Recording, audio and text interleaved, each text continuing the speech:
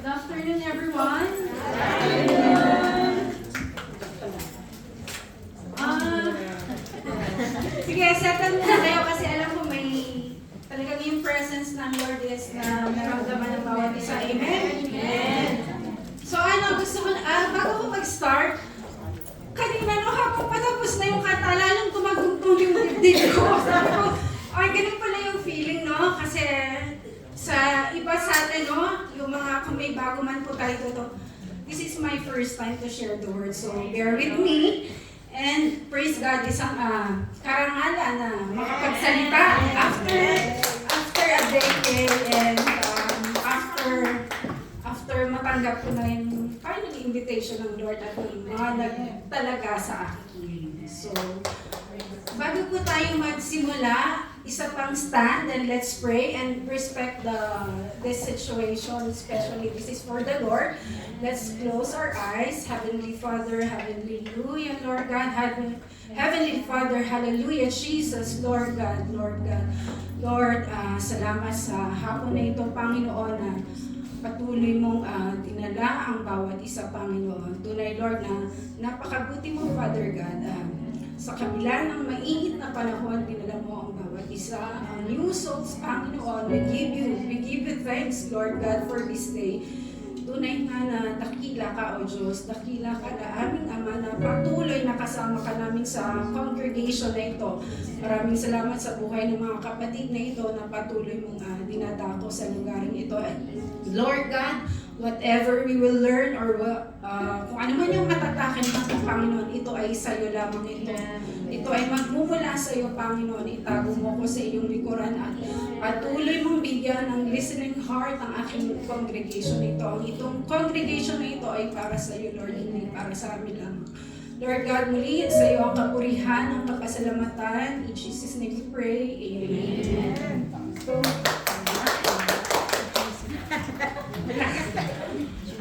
So, a blessed afternoon po sa lahat ulit. So, ang ating pong pag-aaralan ay shepherding the flock. Amen. So, maaari ang iba sa inyo ay familiar, yung iba ay hindi pa. So, hayaan po natin isa-isahin ko ano bang ibig sabihin nun, bakit kinakailangan meron tayo nito, no? Kasi, especially sa buhay natin, no? So, kailangan meron tayong nasa shepherd. Pero hindi naman agad-agad. So, lahat po yan is my process, kumbaga. So, ano po ba pag sinabing shepherding the flock? Ang ibig kong sabihin nito is, in Tagalog, pagpapastol. So, kung ang iba sa inyo, let's say yung mga nasa bukirin, no? Kung may mga alaga tayong hasyo. Di ba may mga tupa tayo, no? So, ako nung nagsisimula ako sa ating community, kasi no to reveal here pa, no? So, nung nahahalin tulad ko yung sarili ko na para akong kabilang sa mga hayop at ako ay may tagapastol. Dito. So, alam niyo po, pagka ikaw pala ay pinapastol, napakapalad mo. Diba? Kasi kung walang nagpastol sa iyo, let's say ako, kung hindi ako nagpatuloy, hindi ko alam kung nasaan ako ngayon. Just a short testimony and isang encourage na din po para sa lahat. Hindi po to para sa sarili ko lamang. Ito po ay para sa ating Panginoon. So going back to that, bago tayo magkalayo-layo at kung ano pa yung matestify ko dito is, let's dig into the Word of God. So sa biblical context po, no? Ako na lang ang magbasa para ako lang yung mabulol. So, the concept of shepherding the flock is deeply rooted in the Bible. So ito pala ay talaga nasa Biblia. Hindi siya basta word of English lang. Kung mapapansin niyo po, no? So, symbolizing sorry po ha, wala dyan, so ako na lang. Symbolizing the relationship between God and His people. So, ang Diyos mo at ikaw, so napakapalad mo, no? So, from the start pala, talagang kayo yung magka-relationship bago pa kung sino man. So, sana po may natitigin tayo. So, diretso po tayo, no? So, yan, yung may pa-illustration akong konti, no? So, dyan po, pag, wait lang. Isang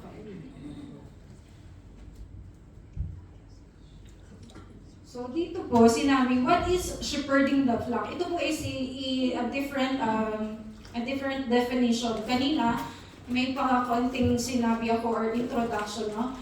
Shepherding refers to the act of guiding, guarding, or directing a group. So itong nare-reflect dito, no, it's not just a word or English word, no. So either literally as shepherd tends to sheep, or figuratively when leading people, process, or projects to their destination. Let's say sa mga company po natin, no. Let's say may mga project tayong malalaki. Hindi po iisa lang yung nakikipag-coordinate doon. Marami siyang sanga-sanga, marami siyang department doon. So in a world, it's not a biblical context, but this is a different illustration, no? So yan po yung ibig sabihin ng shepherding. Kung mapapansin po natin, meron nasa Biblia, meron sa worldly, no? So, doon naman po tayo sa flock. Pag sinabing flock, ano po yun? In Tagalog, pero sa inyo na po yung sagot. Hindi ko na po pipilitin. So, primarily, refers group of animals. So, animal daw, pero in a different way of animal. Hindi yung ibang naisip yung animal. So, sunod po,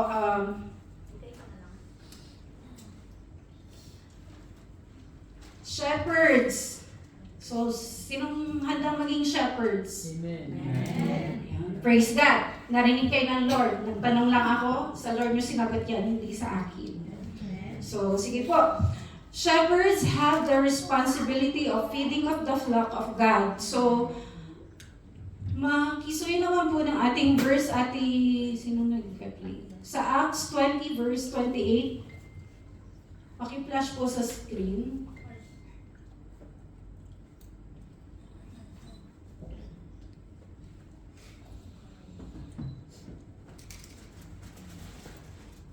Acts 20. 20:28.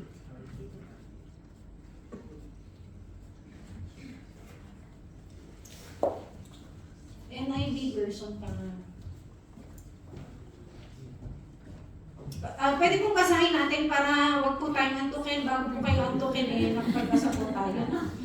Sama-sama po tayo. Ito po ay para sa Lord, hindi po pang akin or kung kanino man. Ito po ay ating pagnilay-nilayan. Sige po, let's pray. Let's pray then. Let's read. Sige po, 1, 2, 3, read! Keep watch over yourselves and all the flock of which the Holy Spirit has made you overseers. Be shepherds of the church of God, which He bought with His own blood. Amen. So, dyan po, no, ang responsibilidad pala na nagpapastol tayo, no? So, napakapalad natin, no, na talagang may nagpastol sa atin. Sa palagay niyo ba, kung wala nagpastol sa inyo, asan kayo? Sa labas. Maaaring may mga personal dealings kayo. So, praise God, talagang may nagtiyaga, may nagbigay ng love, may nag-care. Dahil kung wala pong care, hindi natin alam kung nasaan tayo sa mga sitwasyon na to, no? So, napakabuti ng salita ng Lord kasi talagang ipinararanas niya sa atin yung pagmamahal niya. Gumagamit siya ng pwedeng mag-extend ng love sa atin, gumagamit siya ng mga kaluluwa na pwede kanyang idulog sa ating Panginoon. So, dito po, no, makikita kung paano tayo minahal ng Panginoon, kung mararamdaman niyo po yan, kasi ang Diyos talagang gumagamit ng taong gagabay sa inyo, sa ating lahat. Especially in this world, napakadaming sitwasyon na hindi natin maisa-isa. So, napakapalad natin, no? Kasi may mga nag-guide sa atin. Like, yung leader natin, talagang itinalagay ng Panginoon. Sa totoo lang po, being a leader is not easy. It's not an easy journey. Kasi talagang naglalaan yan ng prayer para sa ating lahat. Especially sa mga Bible study natin, no? May kumpara natin yan. Let's say kung may mga gawain tayo, napakabuti ng Lord kasi binigyan tayo ng mga may leadership na puso, no? May compassion, na handa kang kamustahin. Hindi ka man nila ma-help in other way, na help ka nila through prayer. Hindi man nila masabi sa'yo na, ate, kuya, na ipag-pray kita. Pero sa totoo lang, nagpe-pray sila para sa inyo. Kasi hindi naman lagi dapat face-to-face ang ating pasasalamat or ano. In a simple prayer, yung maalala ka nila sa prayers nyo is napakalaking bagay. So, I encourage everyone, no, kahit hindi po natin sabihin lagi personally sa ating leader, kung sino yung nag-undercare sa atin, kasi dito po sa UAE, may kanya tayong buhay. Lahat nagtatrabaho, except ako. Pero on process na, wait lang. So, oo, seryoso yun. Alam nyo, gusto ko lang i-emphasize dito kasi ang Diyos talaga napakabuti sa buhay ng bawat isa mo. Ang maging leader ay hindi pala biro, sa totoo lang. Lalo na, at iba-iba po tayo ng karakteristik. Lalo na ako. May attitude din po ako. Pero ako po ay binabago ng Panginoon. Kasi pag ako ay nag-pray, sige na nga, Lord, yan ang utos mo. Sige po, Lord. Sige po. Pero hindi ako nagsigi sa tao, kundi sa Kanya. So, ang highlight ko talaga dito is, the sum up is, ang pagkakaroon ng leadership, ang pagkakaroon ng shepherding the flock, ikaw na isang kawa ng Lord, napakalaking bagay. So, handa po ba tayong magpakawa? Amen. Magpaka-animals. Animals na, yung tupa, di ba? Yung pala, yung mga sheep. Alam mo, feeling ko ako yung isang sheep doon, yung biglang gumagano, gano'n yung ipastol mo. Like for example, si Direk, Ate Jo, feeling ko ginagano niya ako ng baston niya. Sige. So yun. So nakakatuwa, no, pag may ganun kang leadership. Kasi ang mga leader talaga hindi biro yan. May kanya-kanyang personal battles, pero nakakilala nila kayo, no? Yung hindi sila nagsasalita in front of me, pero I feel the love. Emotional ako dahil meron ako. So, sige po, let's continue bago pa. Pero ang revelation po talaga ng Lord is talagang lagi tayo niyang dinadala sa kanyang pastulan. Napakapalad ng bawat isa, no? Kahit hindi niyo sabihin sa mga leader niyo, nararamdaman nila yan. Kaya dapat iparanas niyo rin. I-desire niyo na ang bawat isa is my good relationship sa isa't isa. Dahil sooner or later, maghihiwa-hiwalay tayo. Hindi, kasi kanina nung devotion, may mga emotional. So, I rebuke. Sabi ko, I rebuke kasi totoo yun. Pag may isang naging emotional, papasa. Kaya dapat happy thoughts lang tayo. So, doon po, no, sa Ephesians naman, ako na lang po magbasa para ako na lang din po ulit yung mabulol. Wait lang, hanapin ko po. Ano ba naman itong mahaba po siya. Sige, sa Acts po. Ephesians. Ano ba yan? Lord. O, sige po, let's wait lang. Sakit ate. May sarili akong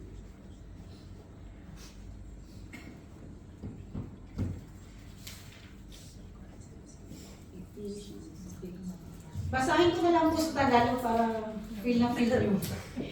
Kaya mismo si Kristo ang nagbigay sa mga pastol, mga propeta, mga tagapagbalita, mga pastor at guro para ihanda ang kanyang mga tao para sa gawa ng paglilingkod. Isipin niyo po ha, so Christ Himself, talagang lahat pala pinadala na sa atin ng Panginoon, no?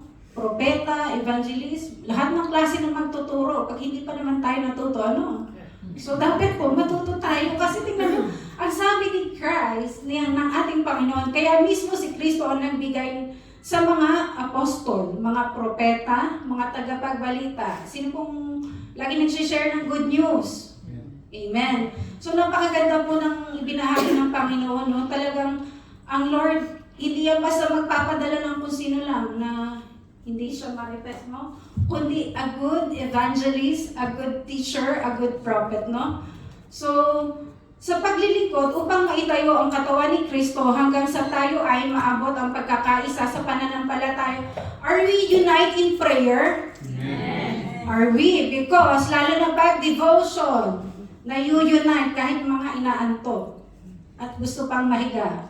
Isang testify po yan. Kasi talagang, alam nyo, no, talagang ang gawain ng Lord is hindi lang dahil gusto mo, dahil may pagmamahal ka sa Diyos. Dahil minahal tayo ng Diyos, kaya let's give love, let's unite in prayer, let's follow His word, let's act the obedience that the Lord na gusto niyang iparana sa bawat isa, no? Kasi kung walang obedience, wala po tayong dito sa ngayon, hindi po natin alam, no?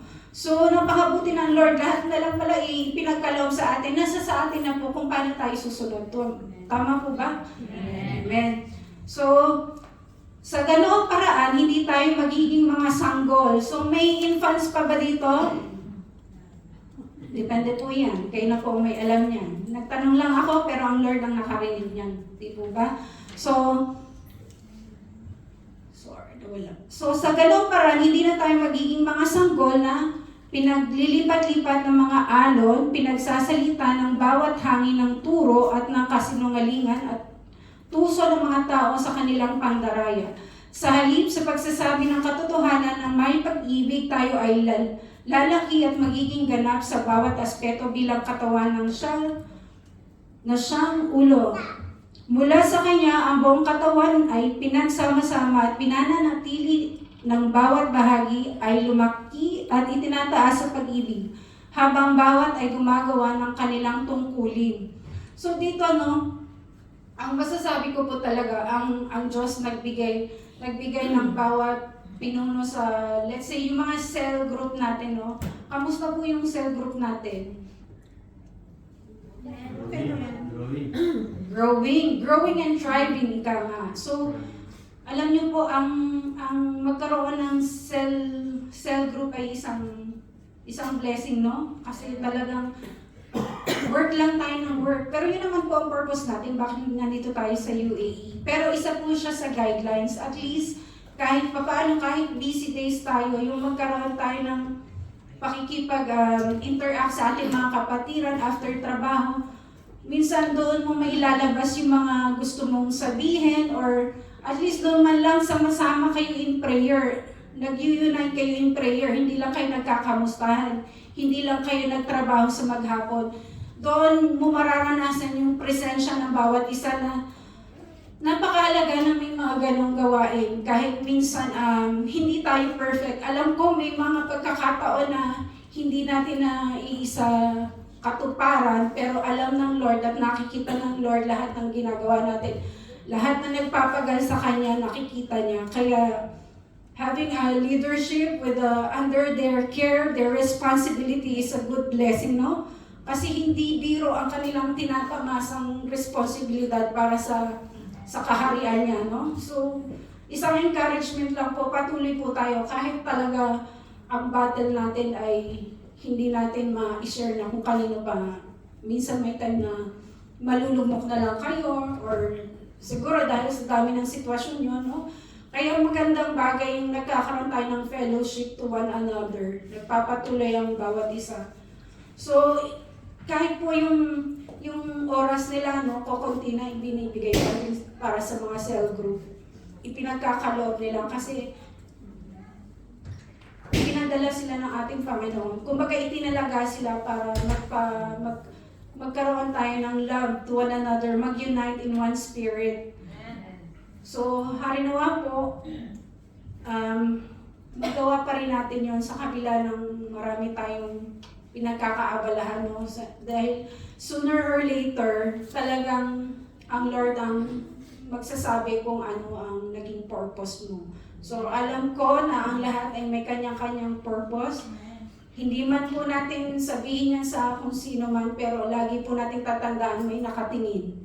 Nasa itaas ang judgment, wala ka sa kung sino man kinabibilangan mo or kinakasama mo sa pang-araw-araw. So dito po, may, hindi ko na lang din po nilagay. So ang may share ko dito is yung 5 bagay, no? Let's say Christ give leaders to equip believers. So ang Panginoon, no, nagbigay siya ng mga leader na talagang i-equip ka, mag-grow ka sa faith mo. Kung yung faith mo is nag-i-struggle, may leader ka. May under their care, ma-afflict yung spirit mo, no? Like ako na lang ulit, para wala na. Ako na lang. Kasi ako na minsan maraming murmuring, pero dahil siyempre, ang Lord is nakatingin, no? So minsan may conviction. So huwag kang ganyan, alalahanin mo. Hindi lahat ng pagkakataon, ganyan yung sitwasyon. Tandaan po natin, ang Lord ay may kaparaanan, hindi mo kaparaanan yan. So, sunod lang po tayo. Kahit mahirap, sunod. Kahit nanghihina ka na, pray. Hindi naman po pag sinabing praise, instant agad yung mga sagot niya. Talagang totoo po yung process. Laging, sabi nga doon po sa Isaiah verse 60:22, no? When the time is right, I, the Lord, will make it happen. Sino naniniwala po doon? Amen. O diba, nakakaano siya. Kasi kung yung time mo ang ipipilit mo, walang mangyayari. Kaya while waiting, sit back, relax, and pray. Di po ba? O mag-iman kayo, si Lord na. Si Lord ang may, nakakarinig, hindi lang ako. So, dito po sa ating pinaka topic natin. No? I mean, yan yung pinaka key verse natin. Ayan na ba yun? Yes. Okay, sige po. Let's pray. Ano ba yan? Excited ako mag-pray. Let's read po. 1, 2, 3. The elders among you, I appeal as a fellow elder and a witness of Christ's suffering, who always shared in the glory of your revealed. be shepherds of God's flock, that is under your care, watching over them, not because you must, but because you are willing, as God wants you to be, not pursuing the man as a gain, but eager to serve, not worrying for those entrusted to you, but leading examples to the flock. And when the chief shepherd appears, you will receive the crown of glory that never fades away. Amen. So, sa sinabi po dyan, no, talagang in the end, my crown of glory. Sino pong naniniwala sa crown of glory? Amen. Amen. Kasi ang pagkakaroon ng crown of glory is talagang, alam mo yun, na-fulfill mo yung mission sa mundong ito, no? Hindi mo na-fulfill siya dahil ikaw yan. Na-fulfill mo yan dahil may mga tao ginamit ang Panginoon. Nakita ng Lord kung paano ka lumakad sa pinag-uutos niya. Kung paano mo na-follow ang iyong kinabibilangan. Kumbaga, ang iyong mga naging leader, kung kanino ka sumunod, kung paano mo na i-apply sa buhay, no? So, maaaring yung pagiging shepherding mo na yan, magagamit mo yan, hindi lang nandito ka. Maaaring mo yung ibahagi kung sino yung feel mo na gusto mong i-share, no? Under your care. Kasi ikaw na sigurado, no? For sure, nakaranas ka ng mga hindi ka nais-nais. So, ikaw na nag-grow ka sa faith mo, sa pananampalataya mo, yung care mo na-extend sa mga needy. Let's say, hindi ka lang nag-i-struggle kung saang bagay, pero pag ikaw na yung mismong nag-share, may na-afflict ka na kapatiran or may na-i-share ka sa kanila, no? So, dito po sa key points na to, no? Yung pagkakaroon ng providing spiritual care, dapat po talaga na napapractice natin yan. Kasi kung hindi natin mapapractice yan, paano na lang yung faith natin? Paano na lang yung spiritual natin, no? Sa pang-araw-araw. Kailangan laging provided yan, yung spiritual care natin.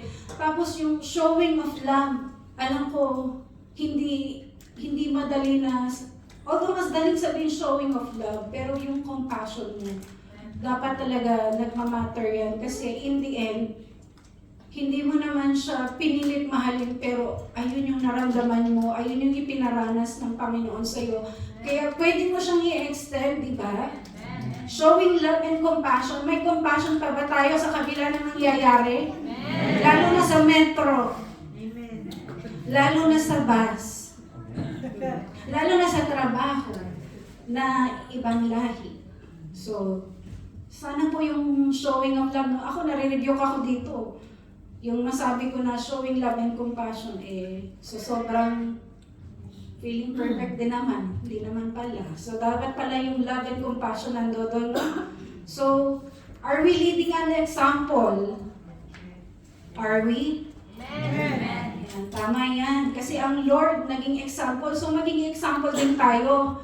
Kasi ang pagiging example na namamasa mo, na share mo yan, na napapasa mo yan, generation to generation. Let's say yung anak mo, let's say ako, nagkaanak ako. Am I a good example to my daughter in future? So dapat po, ganun tayo, no? Nagiging leading as example sa ating mga next generation, sa ating family, sa ating gawain, no? So, isa po yan sa mga points na dapat meron tayo everyday. Pero dahil andito nga tayo sa mundo pa, sa flesh, hindi siya ganun agad-agad na-apply. Pero lagi po nating i-review yung sarili natin. Magkaroon po tayo ng heart desire na, Lord, before me, you first. Yeah. Alam niyo po yun, yung ikaw muna, Lord, bago ako. Kasi ang hirap, no? Ang hirap makipagsapalaran sa sitwasyon na to. Kasi ang pagkakaroon ng magandang halimbawa or ehemplo ka, no? Napapaano mo yun, na nalilid mo kung sino man. Nalilid mo yung next to you. So, sunod po dito is, hindi ko siya nilagay, no? Protecting the congregation. They help safeguard the congregation from harmful influences, false teaching, practices that could weaken their faith. So, napoprotektahan po ba natin ang ating congregation, especially, lalo na, may iba-iba po tayong nakakasalamuhan, no? So, harinawa po, no, na poprotektahan natin ang ating kinabibilangan. So, isa pa po is supporting those in need. Special attention is given to those who are discouraged. Nasusupport pa po ba natin ang ating mga kapatiran? Nagkakaroon po ba tayo ng encouragement sa isa't isa? Nawa po yung encouragement, yung supporting to each other.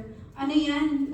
Na-apply natin yan sa araw-araw. Kasi hindi mo alam kung ano yung battle niya. Kaya always support and be kind.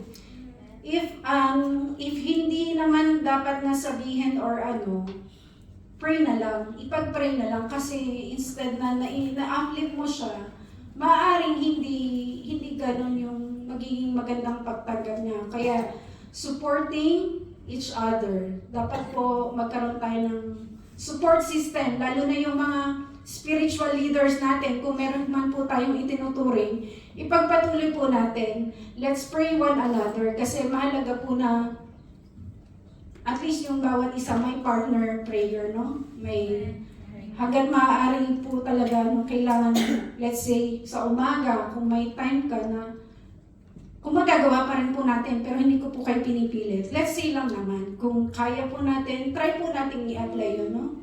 Para po sa ikalalago ng ating faith, ng ating paniniwala, at ng ating pananampalataya sa Panginoon, no? Amen. So, sunod po sa ating slides. Shepherding in the Bible symbolizes God's care. So, dito po, no, sinisimbolo ng Diyos ang kanyang care sa bawat isa. Noong unang panahon, no, kung mapapansin niyo po, lahat ng caring, no? Naranasan niyo ng mga apostle.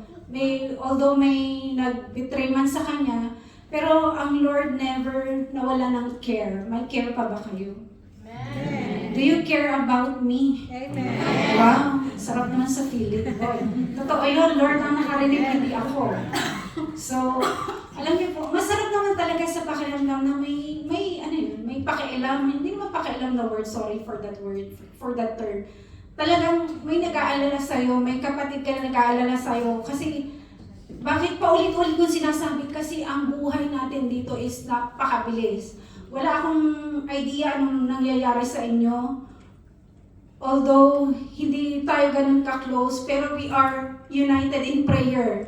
Kaya napakaganda na laging may prayer meeting. Wow. May prayer meeting, totoo ba? Hindi. Pero sa totoo lang po, masarap na ang bawat isa is nagpe-pray para sa lahat. Lalo na ang ating leader. Ang maging leader ng simbahan ito ay hindi biro. Lahat ay iginugugol, lahat ay ipinananalangin. Even yung personal heart desires niya, ipapanalangin pa nila kayo. Tama po ba? Kaya let's give thanks to our leader. Ang pagkakaroon ng leadership na may care, may support, may love, hindi biro. Even si Lord Jesus Christ, no? Sa dami ng matigas na ulo sa Biblia, ng mga tao na nakasama niya, talagang yung care niya, hindi niya winaglit. Kaya napakapalad natin, no? Na may kasama tayong may leadership na medyo tough, strong. Kasi kung hindi, wala na, hiwa-hiwalay na tayo. Hindi na tayo nagkaisa. Nagwatak-watak na. Nagkaroon na tayo ng division. Kaya all glory to God sa buhay ng ating mga leaders. Alam niyo po kung sino kayo. Ang Lord ang magre-reward sa inyo yan in future. Lalo na hindi kayo mapasalamatan ng inyong membro. Ang Lord ay laging handang magpasalamat sa mga buhay niyo. Amen. So, sa pagkakataong ito, may tatlo po akong tanong. Kung bakit ko po ito natanong, ito po yung nilid sa akin. Kahit ako, nagtataka rin ako, no? So, gusto ko lamang pong tanongin to, pero yung isasagot nyo, sa Lord nyo na yan sabihin, kasi wala naman akong rights pang alamin yung sagot nyo. So, sa number 1 po, on a scale of 1 to 10, how would you rate your family in terms of shepherding the flock? Basahin nyo na lang po at kayo po ang sumagot. Kung 10, praise God, ang Lord ang nag-glorify dyan. Kung anong po yung sagot nyo, iniiwan ko na po yan sa inyo. So, kung handa po kayong sagutin yan, mamayang gabi or sa mga susunod na araw, i-declare nyo yung sagot sa Kanya, hindi sa pastor nyo or sa group leaders nyo, sa Lord. Kasi it's you and God. It's you and God. Dealing mo yan sa Panginoon. So, sa number 2 po, what are your strengths and weaknesses in this area? Meron po ba mga kahinaan ng bawat isa sa area na to?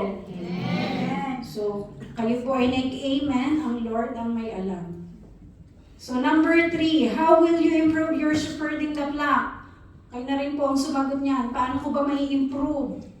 Paano ko talaga sila? So, tahimik na lang po, no? Kahit ako, hindi ko rin alam sagot dito. Kasi, pag nag-quiet time tayo, no, let's try to ask the Lord. Let's try to ask the Lord, Lord, sa pagkakataon na yun, no, let's try na magkaroon tayo ng deeper relationship, especially pag quiet time. Kung nakakapag-quiet time po tayo, praise God. Kung hindi man po, simulan nyo na. Kasi, sooner or later, talagang totoo yun. Darating yung time, uwian na. Hindi po natin alam kung saan ka talaga uuwi. Di po ba? Kasi, life is really precious. Life is really unpredictable. So, that's why, napakasarap ng may nagpapastol sa'yo, no? Ang sarap ng may gaya nga ng devotion kaninang umaga, no? Ang magpapastol ka sa iyong mga pinuno ay talagang napakalaking bagay. Isa siya sa guidelines natin dito sa UAE. Yung pamumuhay natin dito, no?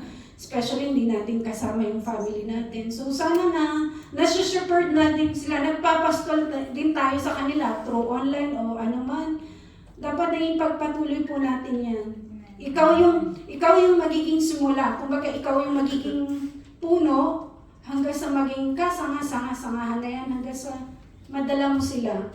Although hindi naman siya ganun kadali, lahat yan laging may proseso. At least yun man lang ma-share natin yung compassion natin sa kanila. Hindi ko man kayo kilala personally, especially your family, but always hug them in prayer. Unite in prayer as a family. Hindi lang family. Kumbaga tayo na nandito, no? Napakabuti ng Lord kasi talagang sa mga pagkakataon na ito, no, hanggang sa yung mga naging pastor namin, yung mga naunang pastor, kung hindi talaga sila nagtiyaga na magkaroon ng leadership, ng i-gather kayo sa kanilang pagmamahal, yung compassion nila sa iyo, Sino ka ba naman para pilitin kita na i-share yung love ng Panginoon sa'yo, di ba? Sino ka para sabihin ko sa'yo na mahal ka ng Diyos? Naniniwala po ba kayo na mahal kayo ng Lord? Amen. Mahal tayo ng Lord, kaya nga tayo nandito sa isang lugar, di ba? Kahit may iba-iba tayong pangangailangan, may iba-iba tayong characters, may iba-iba tayong beliefs, pinag-iisa niya tayo. We unite in prayer. For sure kayo may mga compassion tayong lahat. Yung compassion natin, hindi yan matutumbasan ng kahit anong sa kapwa natin. Amen? So, sa pagkakataong ito, harinawa po, patuloy tayong magpatuloy. Patuloy po nating i-spread ang love, ang unity, ang bawat isa, no? Maitagdag ko lang po, doon po sa verse na Psalms 23 verse 1, no? Isa sa mga favorite na verse ko na talagang nagpapatunay. Doon sa verse na yung kahit maiksi lang, maraming nilalaman siya. So, the Lord is my shepherd, I shall not want. Especially siya yung magiging guides mo in direction, no? Meron pa din doon na ipoprotect ka niya kahit saang danger or kung anumang kapahamakan. So, maging try na din maging favorite siya. Maiksi lang siya, pero marami siyang sinasakop, no? God provides our needs. Naniniwala po ba kayo? Amen. Pag medyo, i-favorite verse niya siya. Pag sinabi niyo, the Lord is my shepherd, tingnan mo, ipoprovide yan ng Lord. Hindi man instant, gagawa siya ng way. Hindi man, let's say, for sure, ang number one, natin is may battle tayo na financial. So, pag financial, talagang siya, napakalawak niya, no? So, sa pagkakataong yan, panghawakan mo yung verse na yun. Pero hindi naman po instant na may pera kayo pag sinabi niyo yung verse na yun. Yun po ay may proseso.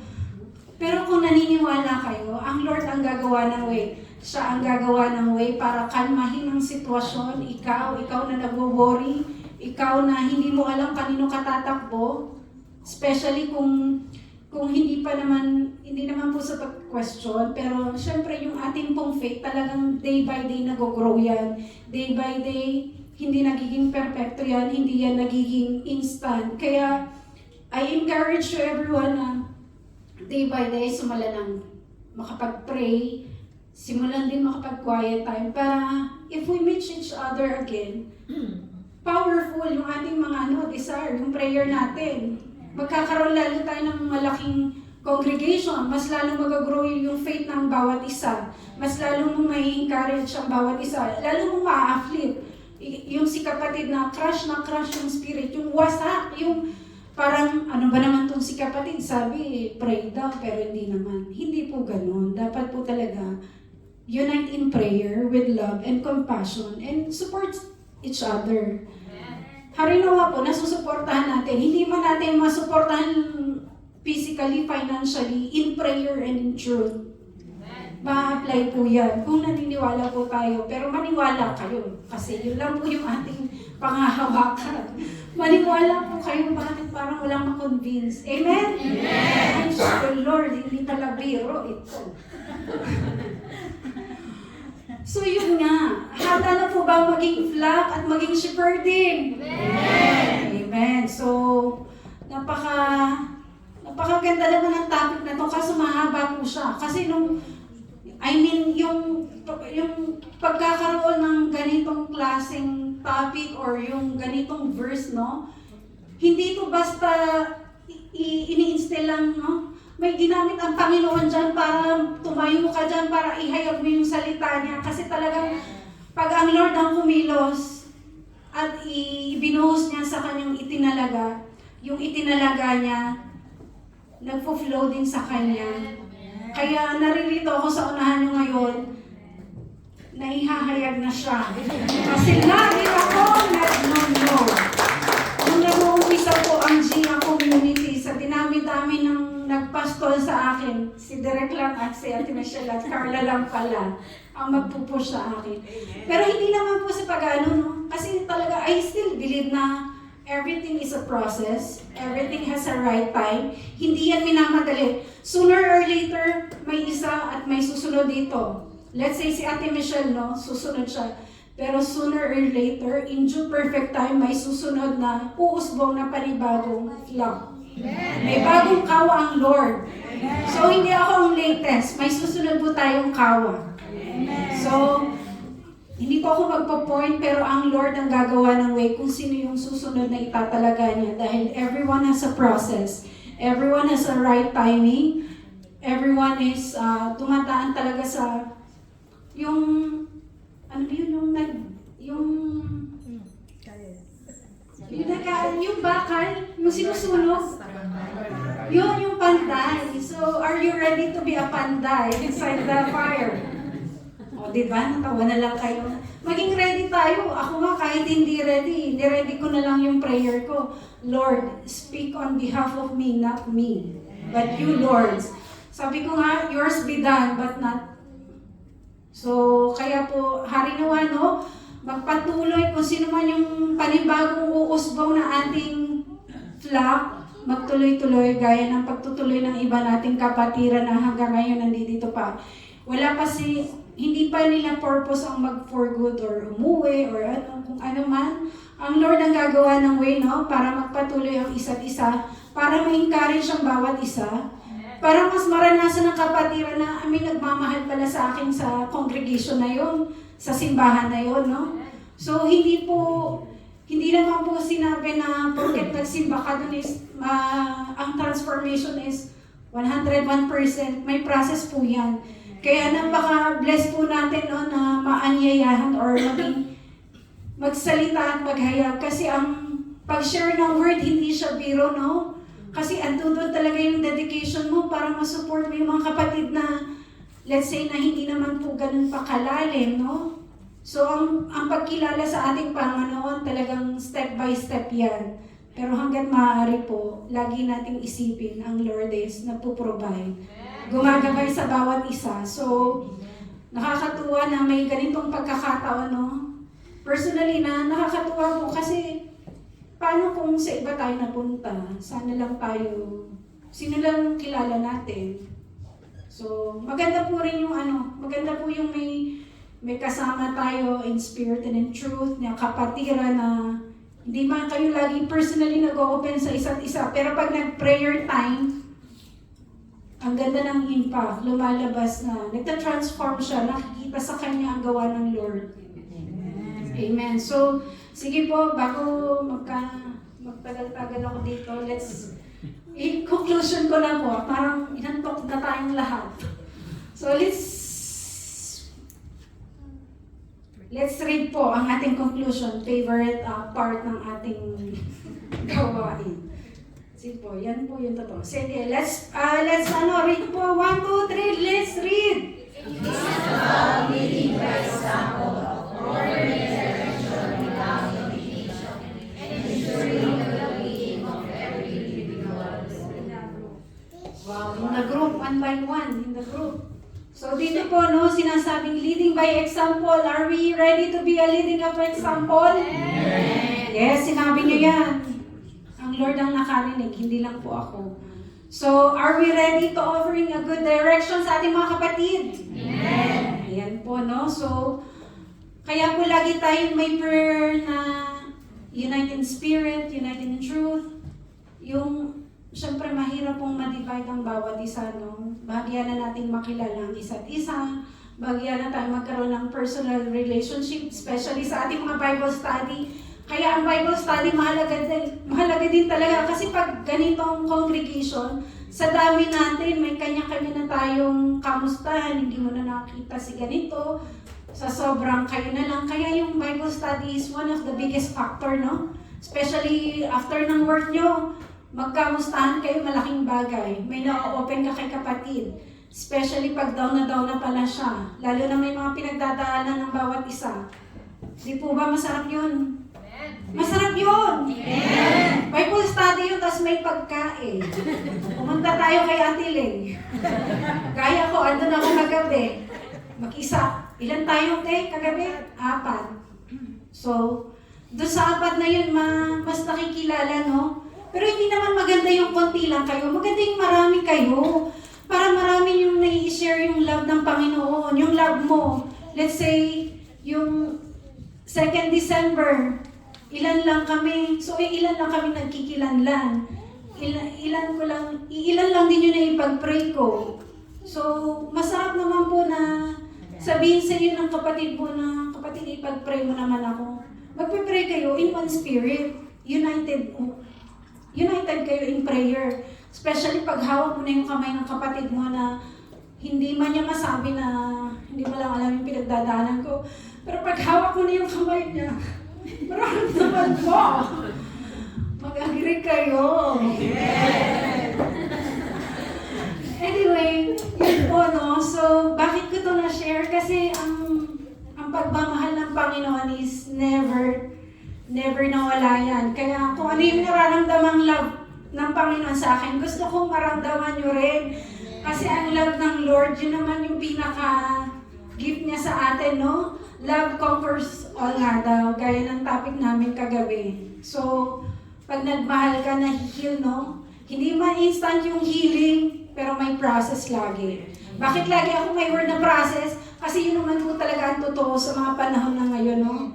Ang pagmamahal ng Diyos ay hindi nagmaliw. Ano yung maliw? Hindi yung gabago, yun. Pag-share ng maliw, hindi ko pala alam. So, di ba, nakakatuwa na may ganito tayo. Ang pagmamahal ng Diyos ang isa sa ating sandata, like every day. Amen? Amen. Ako, salamat Lord, nakikinig sila. Diyos ko, Lord, may nakikinig sa akin. Thank you, Lord. So, are we ready to be a flock? Amen. Are we ready to be a leader? Amen. Sinabi niyo yan, Lord, kayo na po ang bahala sa sagot nila. So, sige po, ayoko nang pahabain dahil alam ko ang iba ay may mga personal commitment or may gagawin pa. Let's rise up, stand, and let's close our eyes and damhin natin ang pasasalamat sa Panginoon. Heavenly Father, Heavenly, Hallelujah, Hallelujah, Lord, Hallelujah, Jesus. Lord God, sa hapong ito, Panginoon, we declare, Lord God, ang kapurihan sa iyo, ang kapasalamatan sa iyo. Salamat sa mga kapatid ko na ito na nakinig, Panginoon. Salamat to their listening heart, Panginoon. Patuloy mo silang pagpalain, Lord God. Salamat sa word mo, Panginoon. Kung ano man yung na-reveal, Panginoon, salamat sa pagpuprovide mo ng kanilang pangangailangan, kung ano man po yung mga needs ng aking mga kapatid na ito, Lord God, ikaw ang nakakaalam. Salamat sa buhay nila na dinala mo dito, Panginoon. May they understand the word from yours, Panginoon. Kung ano man yung naibahagi ko, Panginoon, patuloy na mag-grow ito, Panginoon. Tulungan mo ang bawat isa, Panginoon. Naway, Panginoon, sooner or later, may uusbong at yayabong na flock mo, Panginoon. Hallelujah. In Jesus' name, in Jesus' name. Thank you for this afternoon na patuloy mong minamahal ang bawat isa. Patuloy na magkakasama, Panginoon. Patuloy na nagpupuri sa iyo sa kabila ng sitwasyon, Panginoon. Hindi ko man alam yung dinidesire nila, Panginoon. May it will grant in your time, Panginoon, through generation to generation. Speak your love for them, Panginoon. Hallelujah, in Jesus' name. Maraming salamat sa pagkakataong ito, Panginoon. Maraming salamat sa pagkakataon na may leadership ang simbahang ito. Nagkakaisa, Panginoon. May iba-ibang personality, Panginoon, but still you bind us with love. Amen. With a great leadership, with a great compassion to everyone. Hallelujah, Lord. Hallelujah. Thank you, Lord, for the lives who always ready to comfort us, to have a compassion to everyone, to support to everyone. Salamat sa mga buhay nila, Panginoon.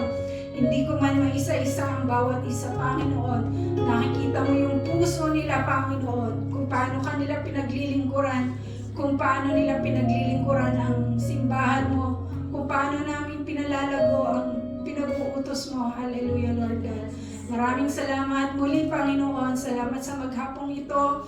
And muli, Father God, sa iyo po ang kapurihan, ang kapasalamatan. In Jesus' name we pray. Amen.